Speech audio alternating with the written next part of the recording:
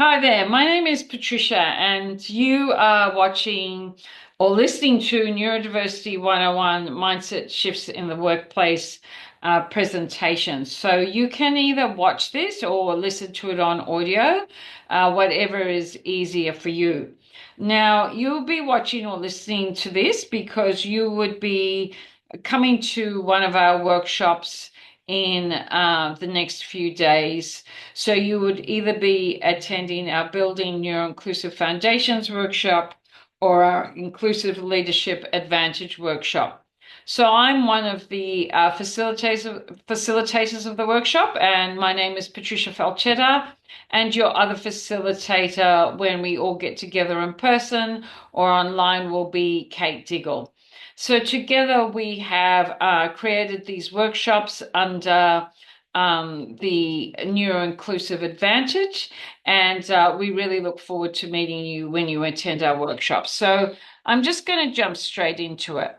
So the first slide you'll see here is the difference between neurodiverse and neurodivergent.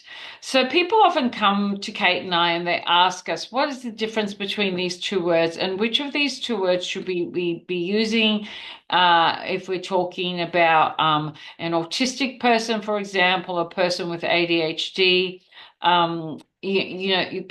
People are just asking, what is the correct word or the correct language. So if what the way that this works in terms of definition is that neurodiverse is humanity. The whole of humanity is neurodiverse. So we're diverse, whether that's because of our different cultures, or our ethnicity, or our country of origins, languages we speak, religion. That is diversity of the human race.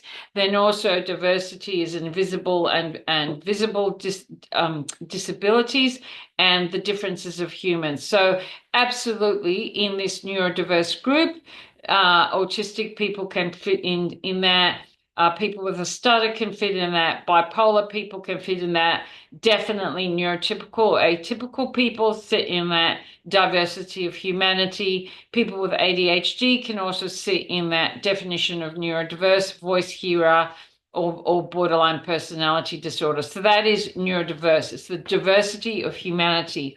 What neurodivergent is different neurotypes. So those of us with different brain types or neurotypes that work differently, and we also experience the world differently. And that is people with autism or autistic people, people with stutter, people with bipolar, people with ADHD, voice hearers, border personality disorder, and more. So that's what I'm going to jump into now. So what is neurodivergence? So the most common neurodivergent types that we hear about or that we're probably most common with is autism, ADHD, and AUDHD. So AUDHD are people with both autism and ADHD. So an interesting fact, and I am basing this on statistics, and this is through, people that have disclosed diagnosis.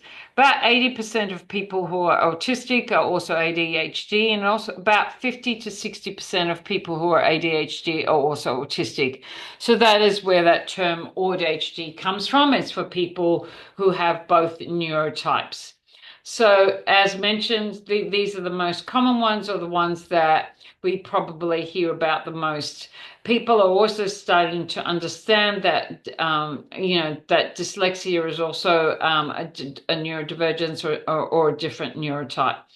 What's really, really important to know is that when you are neurodivergent or you have a different neurotype, that you will have what are called co-occurring, or the medical term is comorbid conditions with them.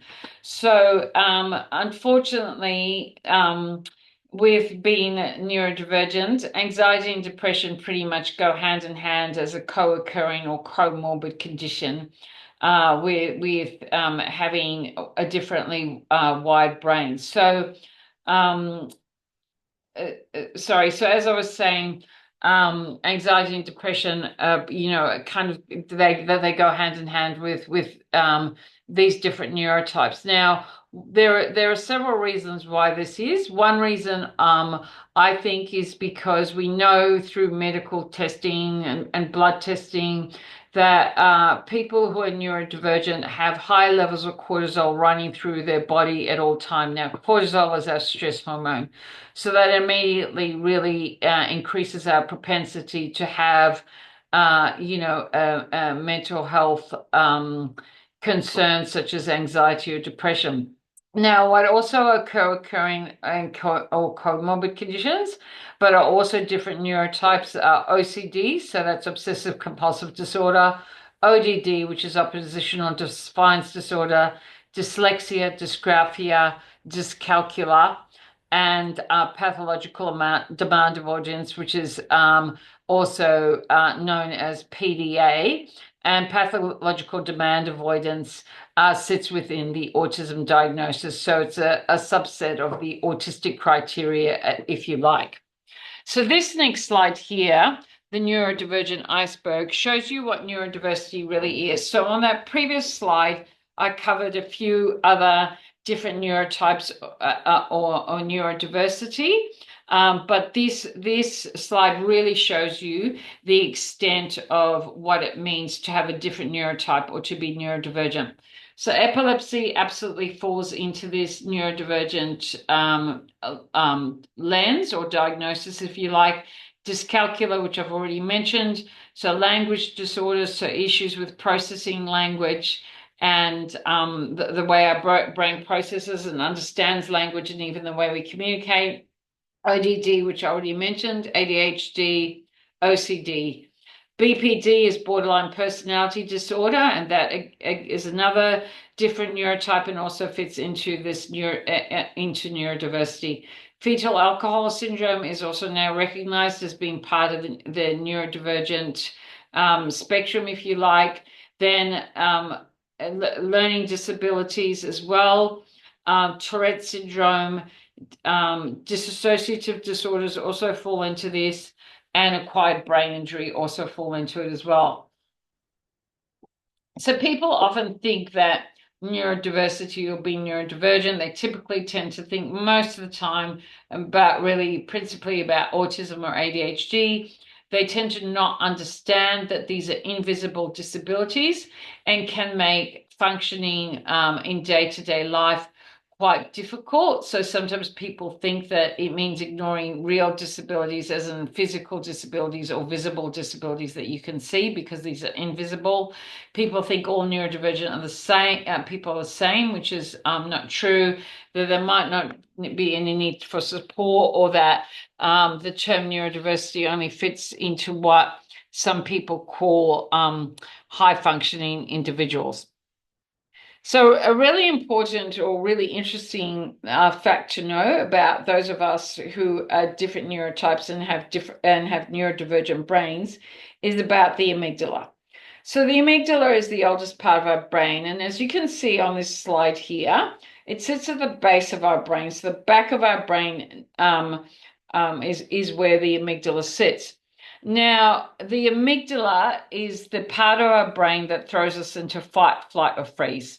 So all of you watching or listening to this will know, of course, that we have evolved from monkeys or apes, and and through evolution we evolved into being the humans that we are today.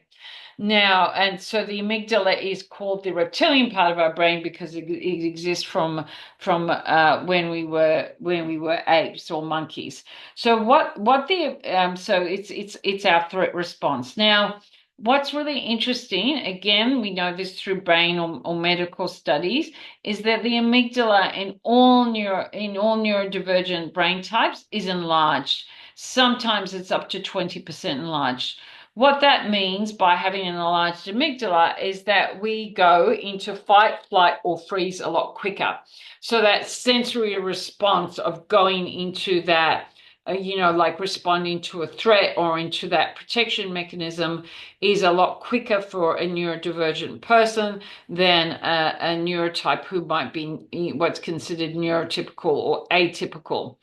So the amygdala, as it says here, it's located deep within the cerebral cortex of our brain and sits under many folds of our brain. And as I've mentioned, it receives and decodes that interoceptive input from the sensory receptors in our body, so our tissues and our organs and our bones, which will be picking up those threat responses.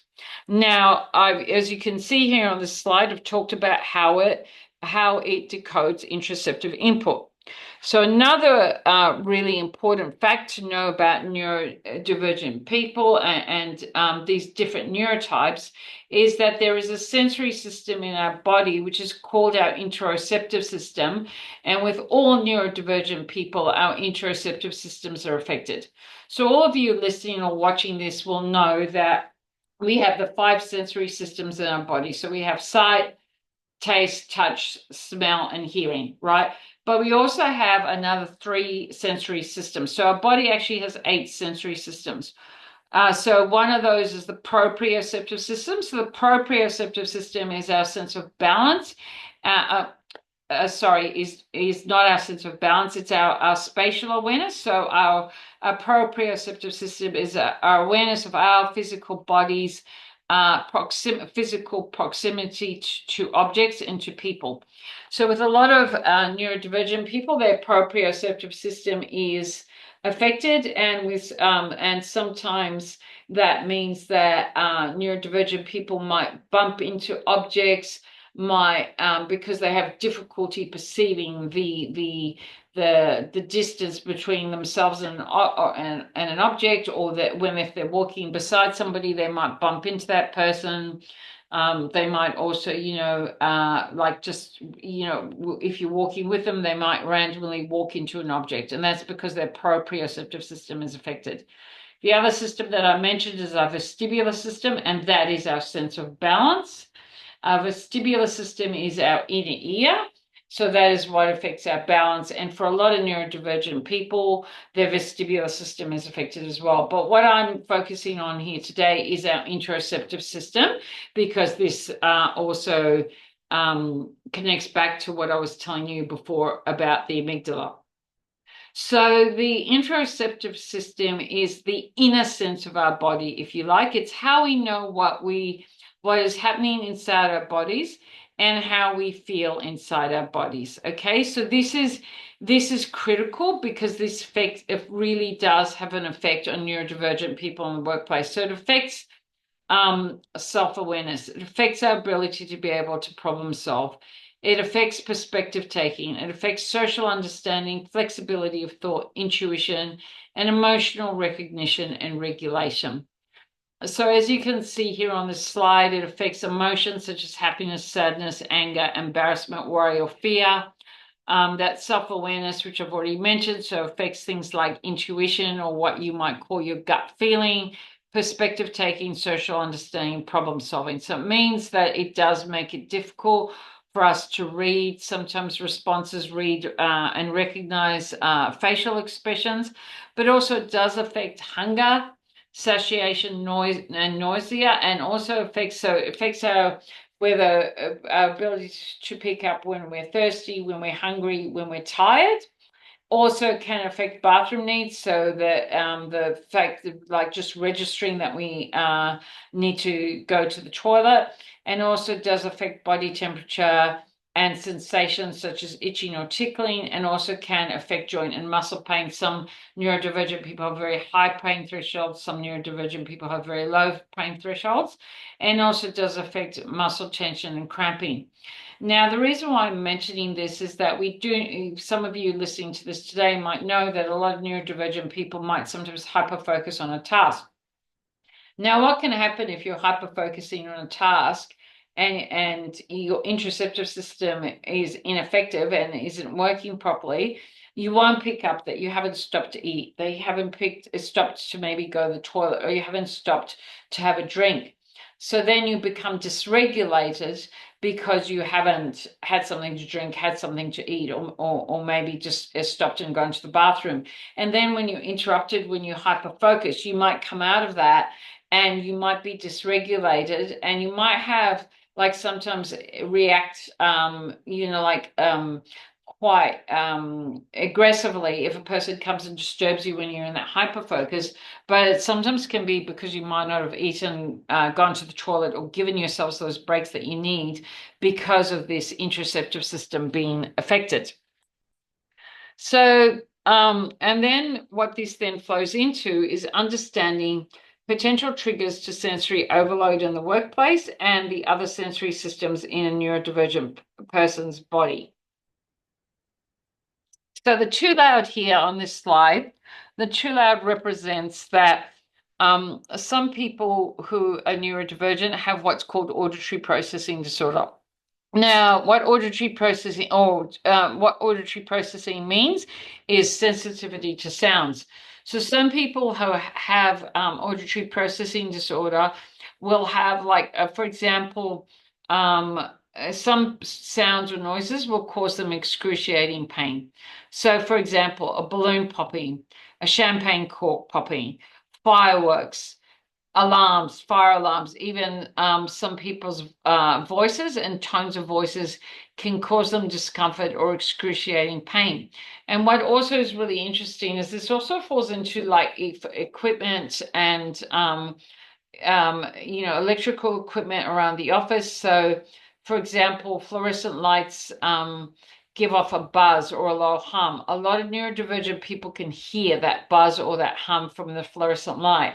And what that does is, because that also becomes like a distraction or something that they're trying to block out throughout the day, it can affect them, their energy levels, because it's actually causing them discomfort. And they're actually trying to block out the noise of the fluorescent light while trying to maintain their focus and their performance in the workplace. Too fast has to do with processing speed and executive functioning. So a lot of neurodivergent people, in fact, most neurodivergent people, their processing speed is affected. So what processing speed is your ability to take in information and process that information, but also your ability to be able to relay information outwards as well. Now, processing speed doesn't affect intelligence. It's not a measure of intelligence, and in no way has any relation to intelligence. But what it means is it might take your brain longer to process information. So, for example, if I'm giving somebody a set of verbal instructions and they have slow processing speed, if I'm delivering that information too quickly or too fast, it might be difficult for them to take in that information, to process it, and might take them longer to process it. And similarly, too, when they're relaying information back to you, if they tend to have a slower processing speed, they might talk at a slower meter, or even deliver information to you in like almost like a way with a slower meter. Now, what's interesting about this is it often used to be said that people with autism or autistic people speak with a monotone, and that they don't have much intonation in their voice and therefore don't have much expression. It actually is not, it's not that they don't have expression or that they don't have feeling or emotion. It often is because of the processing speed and the way their brain is working, that they then might speak in that monotone because of the processing speed. Executive functioning is your ability to be able to remember multiple tasks at a time. So, and this is important because, in meetings, sometimes we might give somebody in the meeting, we might want them to come back to us with a deliverable, and we might give them 5 tasks to do. Now, we might relay that information to them verbally. If they have difficulty with executive functioning, they'll be lucky if they walk out of that meeting and they remember one thing you've told them. So that's what executive functioning is. It's that ability, it's the ability to be able to, it has to do with organization of the brain, and to remember maybe the steps that you might have to take to complete a task.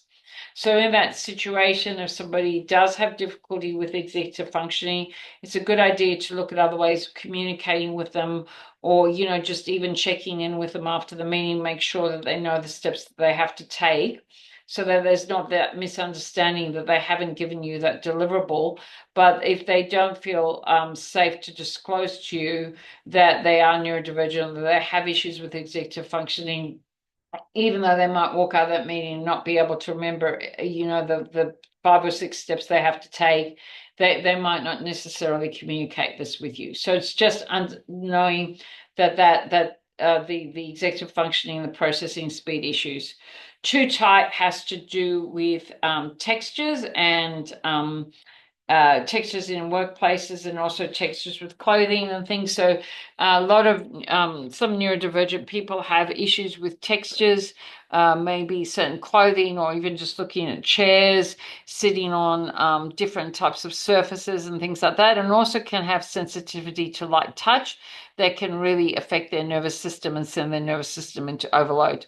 Too bright has to do with lights and lighting. So many dyslexic people have issues with light. And again, going back to that example that I used with fluorescent lights, for a lot of neurodivergent people, fluorescent lighting can be a real issue. And in most workplaces, we tend to use fluorescent lighting. And also,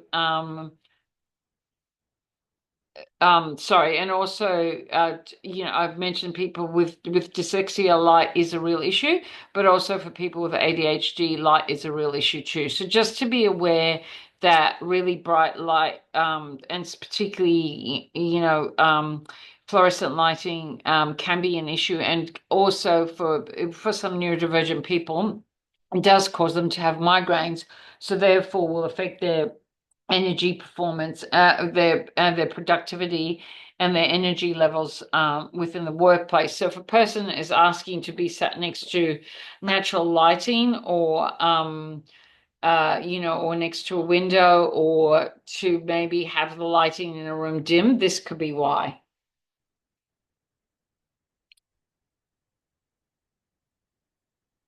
And also, this very much relates back to the issues with the interoceptive system and the sensory systems as well. Some neurodivergent people have what is called alexithymia. So alexithymia is the inability to express your feelings, but also it's the ability to express your feelings, but to actually have an understanding of your feelings. So identifying your feelings, describing your feelings, verbally expressing them, and also being able to differentiate between bodily sensations and emotions. So, and also it also can relate to others as well, being able to decode what others are maybe feeling, or identifying the feelings that others are having. So there's no specific cure, if you like, or way to treat or support alexithymia, but there are several therapeutic approaches that can help. And the interesting fact is to know is that autism, ADHD, so different neurotypes, different brains, dyslexia as well, and alexithymia, they often co-occur together. So knowing that autism and ADHD and these other neurotypes often involve social challenges, as I've explained to you, with the issues with the amygdala and the interoceptive system and the sensory issues. And then also too, if they then have alexithymia, you can already just have an understanding and empathy as to the challenges in the workplace, around just understanding and also communicating with your colleagues. So just to reiterate, some of the sensory challenges that a person might experience in the office can be things like smells too. I didn't mention the sense of smell on the potential triggers to sensory overload, but competing fragrances. Now that can be things like perfumes, food smells, so food odors from the kitchen, particularly strong smells like tuna or blue cheese, things like that. Body odor can also be an issue. Constant noise, which I've mentioned, and some constant noise, such as the fluorescent lights, we have no control over. Whereas if, people are standing and talking around a desk and things like that, we have more control over that. Not having control over temperature in the office, electronic equipment, buzzing fans, kitchen appliance noises, and lifts. So again, just thinking about where a person might want to be sat, they might not want to be sat near lifts that, might constantly be dinging and things like that, because they're with the issues with their auditory system, that might really be affecting their energy levels in the workplace. Also, proximity to others, so that closeness, the light touch can be an issue, tone of others' voices, and sitting still in long meetings. So the impact of these sensory issues on a person in the workplace on a daily basis can be things like reduced cognitive functions, so can really affect their ability to be able to cognitively function because it affects their energy levels and therefore affects their productivity in the workplace, can cause stress and overwhelm, reduce productivity, which I've already mentioned, can cause emotional and behavioral changes, especially in relation to what I've previously mentioned about the interoceptive system, can lead to a poor workplace culture if these issues are not well understood, and can lead to increased absenteeism and requests to work remotely because at home people have more control over their environment than they do in the workplace. So if it's not a psychologically safe workplace where people can declare and ask for these changes, there might be that increased absenteeism or that request to work remotely. And you can get really high staff churn or high staff turnover when these sensory issues and the impact of these issues are not addressed and well understood. So what can workplaces do? We often suggest in the 1 day workshop, if that's what you're going to do, we will actually take you through an exercise which is called the sensory risk assessment framework. So what workplaces can do is look at the sensory issues in a workplace, and they can do what's called a sensory risk assessment.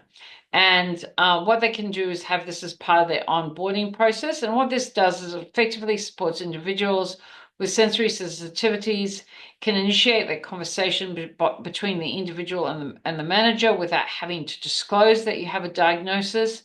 And the intended outcome of such a tool such as this is a work environment where employees can thrive, leads to heightened job satisfaction, increased productivity and overall well-being, and enhanced opportunities of a supportive and diverse culture. So I'm just going to talk a little bit now about stimming. So some of you might have heard about stimming and some of you might not. Now, I want to preface this by saying that everybody stims. So neurotypical people as well as neurodivergent people stim.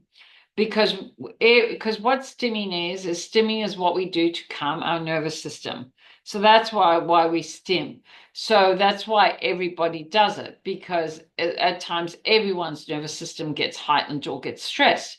But relating to what I was talking about, what I was speaking about before, in relation to the amygdala, the high cortisol levels, the issues with the interoceptive system, and emotional regulation, stimming is far more neurodivergent people stim a lot more than neurotypical people. So that's why it's really important to understand why people stim, but also what different stims are. And the reason why it's important to know what different stims are is this fits into unconscious bias in the workplace and judgment, because sometimes with some stims we might make assumptions about a person, like that they're disinterested, that they don't care, that they're not engaged because of the stim. So for example, this slide that you have here in front of you gives you 5 stims, right? But there are many more stims than these 5. But if you think about if somebody's sitting in a meeting and they're repeatedly twirling their hair, now that's a stim to regulate their nervous system, but you might think that they're bored because they're twirling their hair, right? You might think that they're bored and they're just and that they're or that they're not engaged. Pacing up and down is a stim. So again, if we use like long meetings, for example, person might be trying to regulate their nervous system, they might stand up and start pacing up and down the room. Now, again, what assumption might be made if somebody gets up and starts to do that? Jiggling of one's leg, that's a really common stim, and repeated cracking of knuckles is a stim because cracking your knuckles sends that signal straight back to your nervous system. Now, some people have we call them verbal stims, so that's why there's this visual here of constantly clearing one's throat. So some people that will be a stim for them, clearing their throat. Some people might click their tongue. Some people might sing the same song to themselves over and over again out loud, and that will be a stim. Yeah, things I've mentioned like clicking tongue, or just even just making sometimes like grunting noises. That can be a stim. Other stims are things like people picking on their cuticles, or the skin around their cuticles, biting fingernails is a stim. Drawing or doodling is a stim. So a lot of people will draw or doodle to help themselves focus and maintain focus and regulate their nervous system. Now, again, thinking about meetings, thinking about assumptions, thinking about if you're holding a conversation with somebody and they're sitting there and they're drawing or they're doodling and they're looking down at the drawing or the doodling that they're doing, often we will make the assumption that they're not interested in what we're having to say, that they're not focused, or basic, or that they're disinterested. So that's and again, that's just getting you to think about unconscious bias and maybe judgment of others, or your colleagues that you work with. Other stims, things like clicking pens are stims. Some people spinning on the spot can be a stim. And I'm just trying to think of some other kind of more typical stims. Some people bite the inside of the lips. Some people might pick the skin on their lips, or even and I've already mentioned fingers and things like like picking cuticles. But that's that what I've mentioned here is not exhaustive. There are many different types of stims, but it's just to make you aware what stimming is. Far more, you see it a lot more in neurodivergent people, because we're often working really hard to regulate ourselves and stay regulated at work, or even just generally in public, in shopping centers and things like that. So it's just really important to know what stimming is and why people do it, so that you have an understanding of why a person might be stimming. So, and then masking. So, what is masking is as it sounds. So it's like, what masking is that you're trying to fit in, go along with the status quo. And it's really, and again, everyone masks, neurotypical people mask, but neurodivergent people mask a lot more. And that again is because of these issues with emotional regulation and interoceptive system. So, and also a really interesting fact is that neurodivergent females tend to mask. It's far more common in neurodivergent females than it is in neurodivergent males. And it will be very much, in that trying to fit in piece. So, for example, some really good examples of masking are that a neurodivergent person might need to, like at lunchtime, they might need to remove themselves from the workplace. They might need to, for example, go outside. If it's a nice day, sit in the sun and just have that downtime where they might put their headphones in, listen to their favorite music, and have their sandwich or their coffee, and just have that time to just bring what we call deposits in, or that energy back into their body. Now, what an example of masking might be is that if in the sometimes in the workplace a group of people might decide to go out to lunch, and this will just be an ad hoc thing of, oh, let's just all go out to lunch together. Now, if you don't feel safe in that workplace, or you feel like you can't be yourself, masking will be that to your own detriment, you will go out to lunch with that group, rather than saying, no, I need this time to myself, and I'd really love to join you guys for lunch, but hey, I'm going to go and just sit, pop my headphones in and just regulate. And then another good example might be things like Friday night drinks, things like that. People might think a person is antisocial because they never go to Friday night drinks or those social events in the office. But the reality might be that being in the office is so taxing for them, and being in that environment, because of things like lighting and noise and smells and all that, that at the end of the day, they just need to go home where they have control of that environment and they can regulate. Because otherwise, if they continue and then went out with a group and had, went out for that social aspect of drinks and everything, that then might have an effect on them back at home when they've got to go and just do daily tasks at home. It might affect their ability to be able to do that, because if they've been masking so heavily, they'll be really depleted when they're at home. So I've already mentioned and just talked a little bit about unconscious bias. So just want to get you, just if you are watching this, have a look at this slide and just think about unconscious bias and what your unconscious biases are, and where you might make presumptions or judgments around people with some of the things that I've already mentioned, like if they were sitting there drawing or doodling, if they're jiggling their leg, if they're twirling their hand. So it's just being aware of, and we all have unconscious biases. It's not about trying to get rid of them. It's not about trying to change them. They're there. They exist because of past experiences and mental preconditioning. There's over 150 of them, and they impact us in our work and our relationships. But it's to know them well, recognize that they exist, and be mindful of your words and your actions and your thoughts, to think critically, look at problems and, in a multifaceted way, and not as maybe only having one or two solutions. Challenge your own assumptions and traditions, maybe sometimes take a contrary point of view and ask why often, or maybe why not.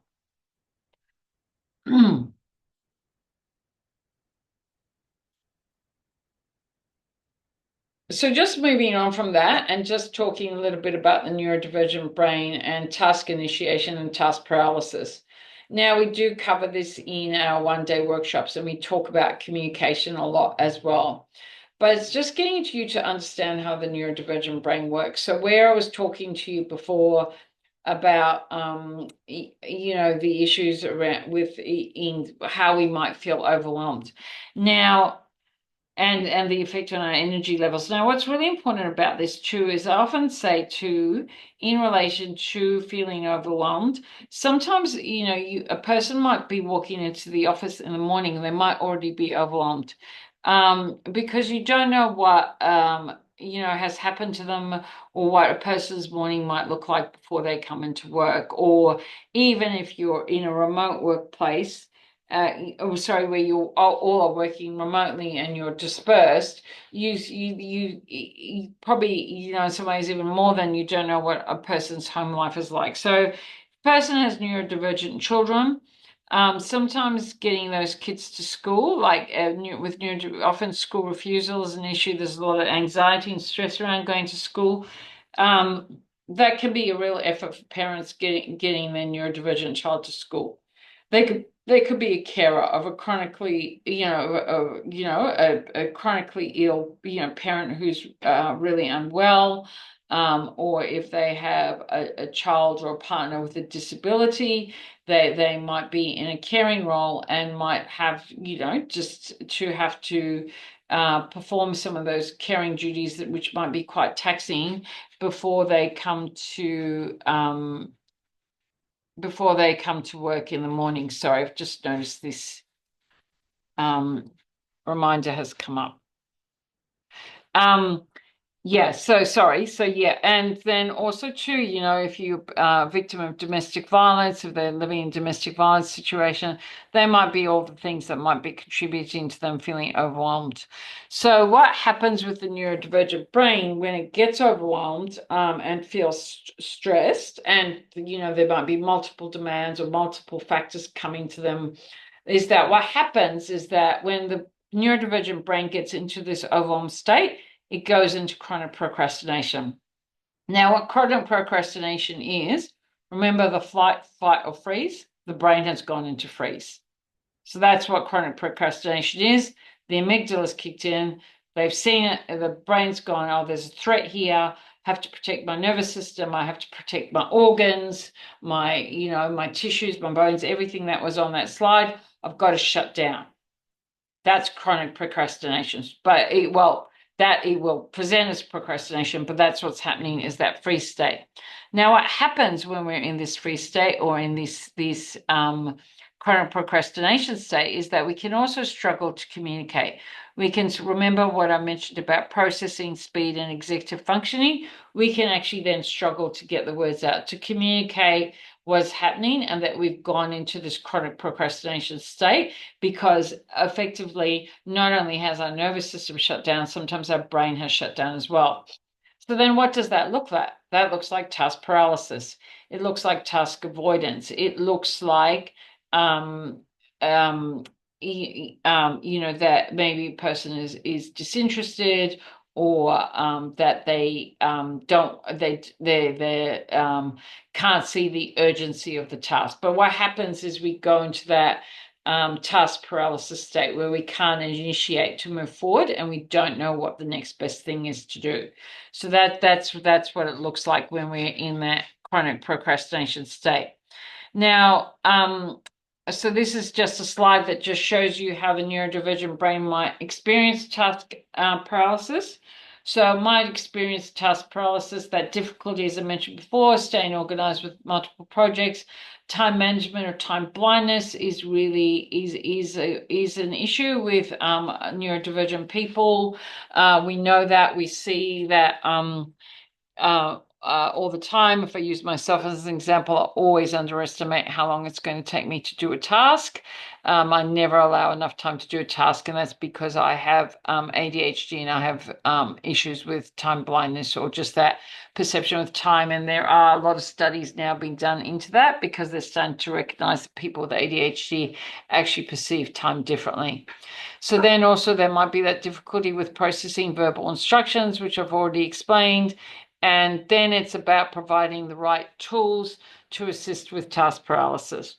So in our workshops, we talk about these tools. We also talk about communication and how we might be able to help or assist with a colleague or a team member that might be in this paralysis state. But just really quickly, and for the purposes of this here today, just some really quick tips of what you can do if you look over and you notice that a team member or colleague looks like they're in this task paralysis. Sometimes it's just about going over to their desk and just helping them to work out, what do they need to do right now. So if they can kind of regulate and come out of that task paralysis state, what's the one thing that they need to do right now to maybe get moving, to start with the task again? But it might be that they need to remove themselves. It might be that they need to take a break. They need to go for a walk and a talk with you, and maybe grab a coffee, because they might need to regulate their nervous system, which is the next point.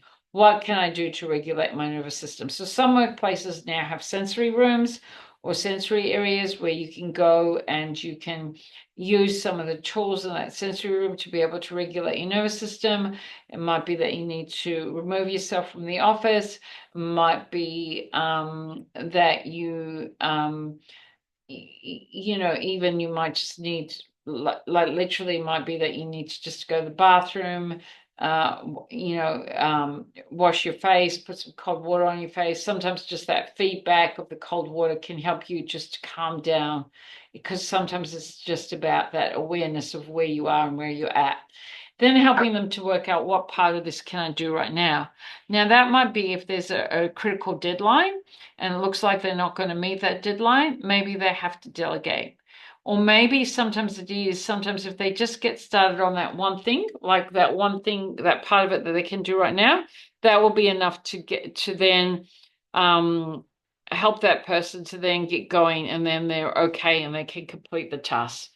And then just helping them to work out what their options are. Do we need to go and speak to the manager, the team lead, our other colleagues? Do we need to delegate, particularly if there's a piece of work that's really urgent that we need to get out really quickly? So what I was talking about there in relation to task paralysis and task initiation is where what these do is that there are issues with executive functioning, right?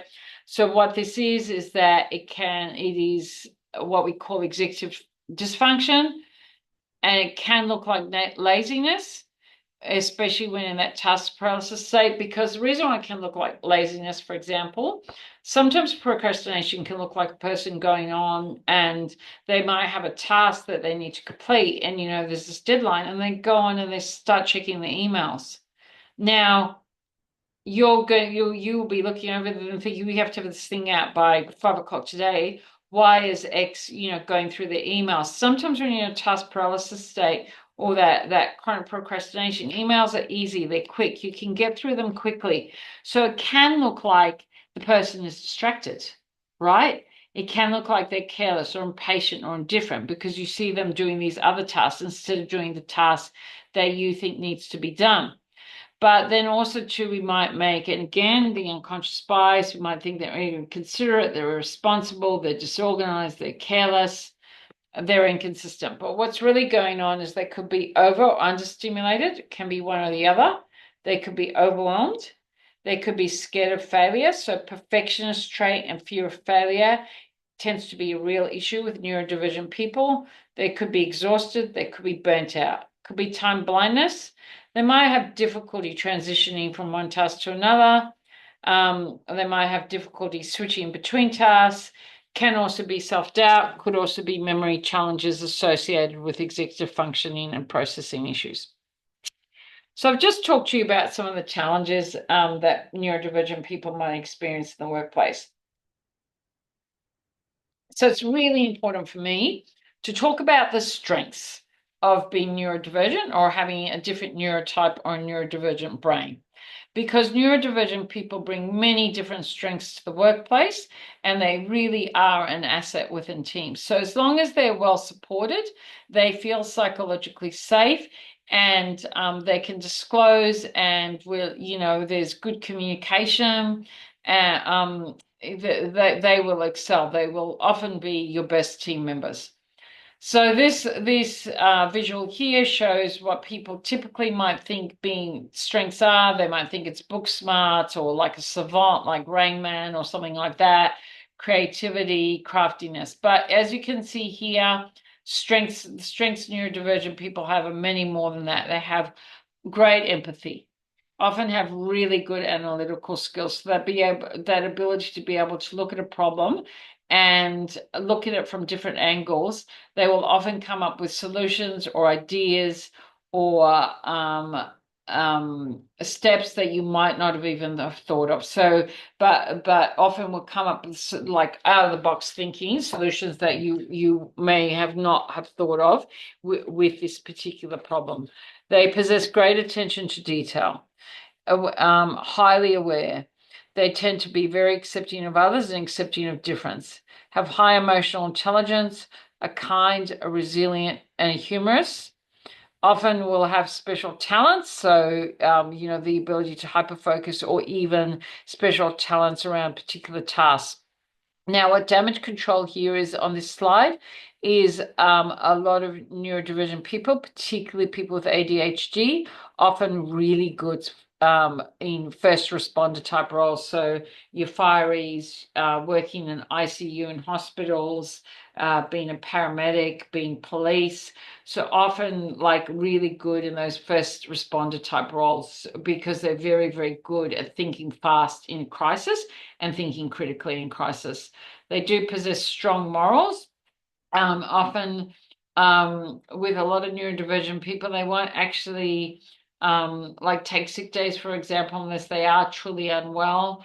And also do tend to have very strong morals ethically and also will have very strong sense of social justice, often possess great imagination, tenacious, courageous, and passionate. So they're some of the many strengths of neurodivergent people. So just wanting to focus on those strengths after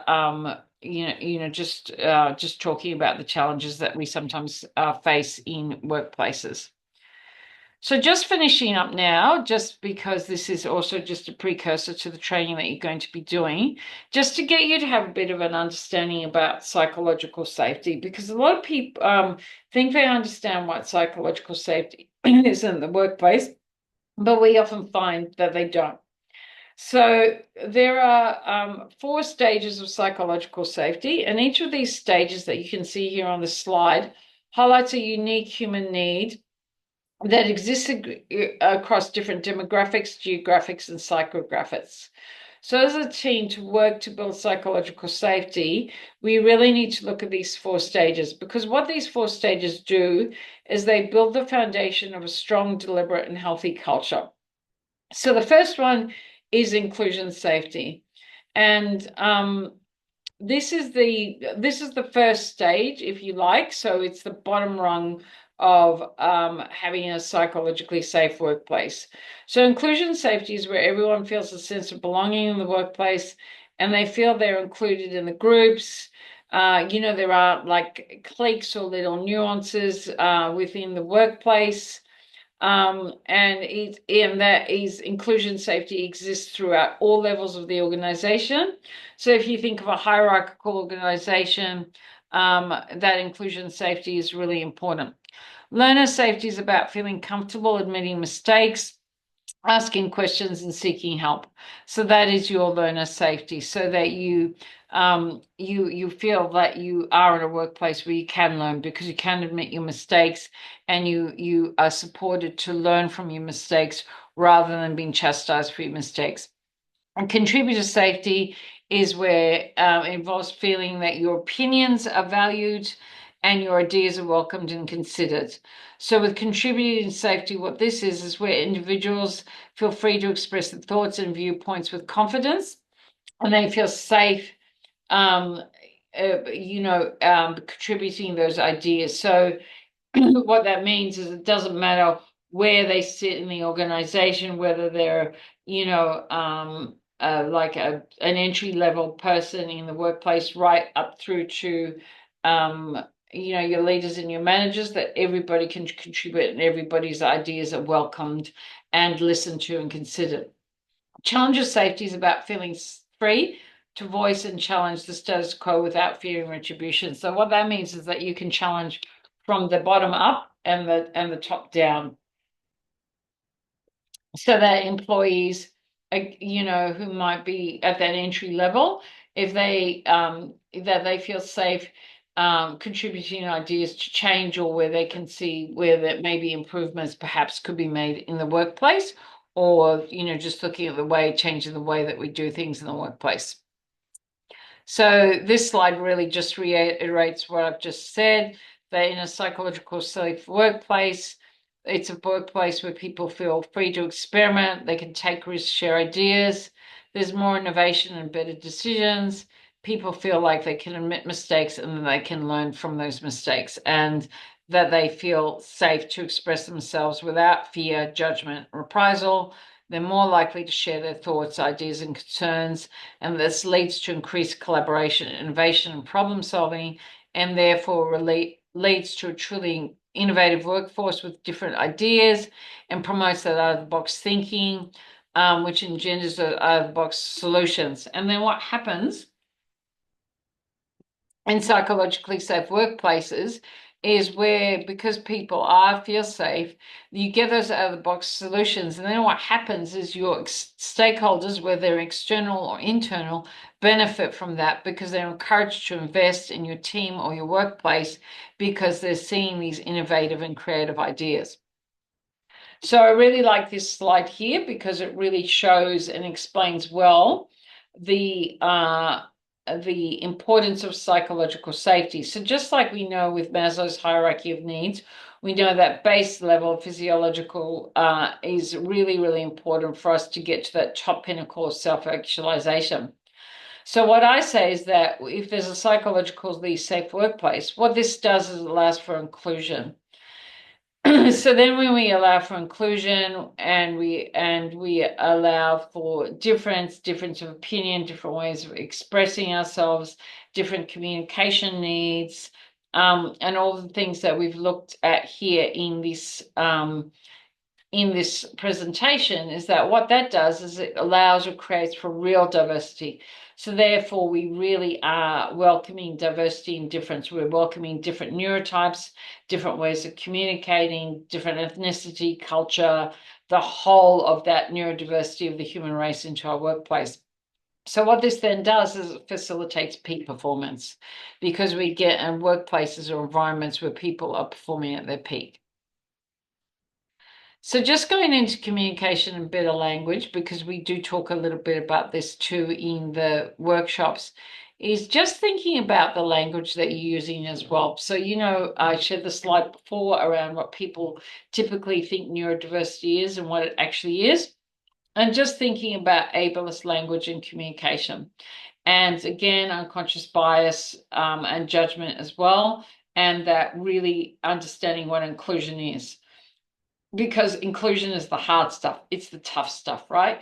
We can absolutely have diverse workplaces, but inclusive is the language that we use. So just looking at this slide here and just reflecting on what might be said, like this is if a person discloses an autism diagnosis, saying things like you don't look autistic, what it then feels like for the person, and what a better alternative might be to say.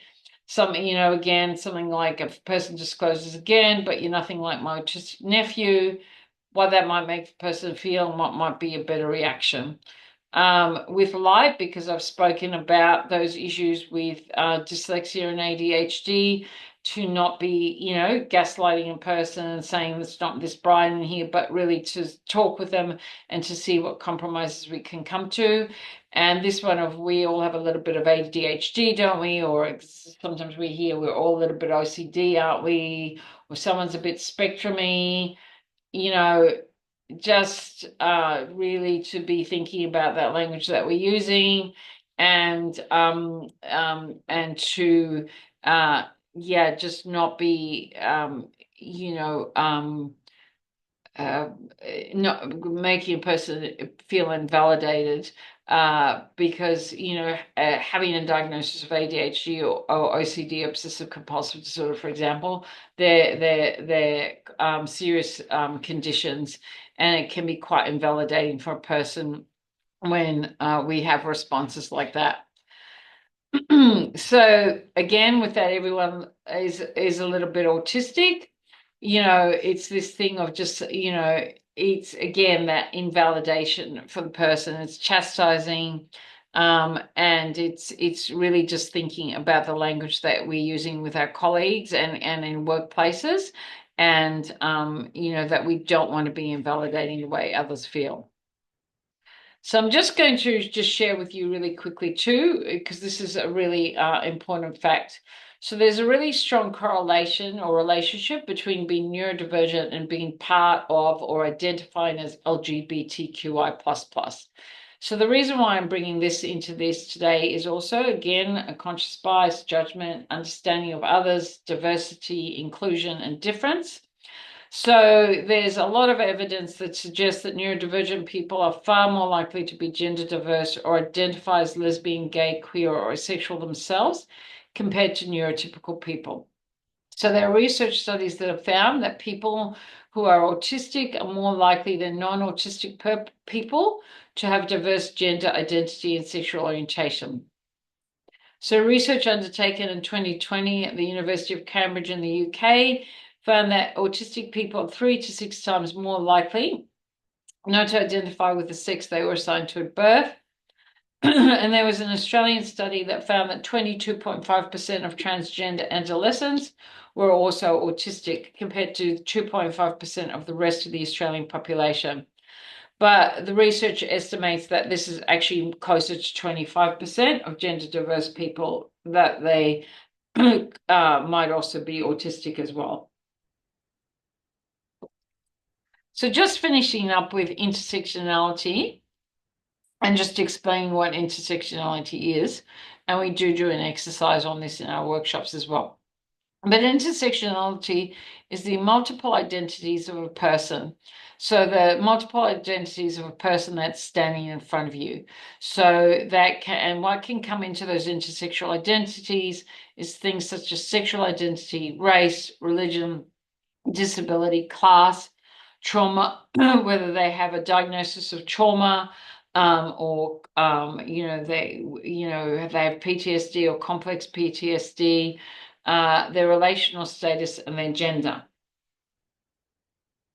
So it's just being aware of the different, again, as I've just said, the different intersections, because these intersections that make up a person, you don't see those intersections when that person's standing in front of you. If they have an invisible disability like ADHD or autism or dyslexia, you can't see that. It's invisible, but that's part of their intersectional identity.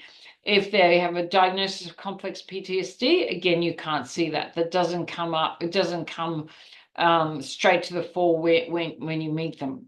You won't know what a person's relational status is, and sometimes you might not know fully what their sexual identity is or their gender identity. So this is just about understanding boundaries and the needs of neurodivergent individuals. So what this is about, and just getting you to think before you attend our workshops, is about addressing ableism in the workplace, becoming an ally, and start by calling out ableism when you see or hear it. Be willing to listen to and follow the lead of neurodivergent people. Build your awareness and capacity via education, and don't make assumptions. So ask the individual how you can support them. Be mindful of the language and the words you use, and to recognize and respect differences. So this final slide here is just a slide in case you want to reach out to Kate or I before you attend our workshop, in the next few days or so. We always welcome for people to reach out to us, to email us, and if you do have any questions after watching this video.